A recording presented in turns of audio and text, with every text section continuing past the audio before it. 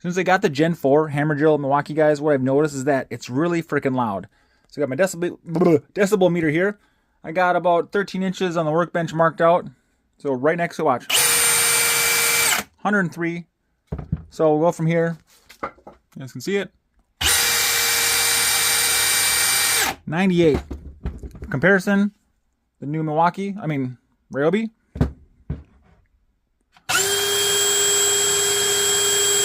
In the 80s. Just for fun, we'll do the old Cobalt on the spot. Ready? 96 is the highest I saw with the Cobalt. Milwaukee is awesome, but it's loud. Watch again. Yeah, 98.7. All right, guys. Want to know more? Like and subscribe.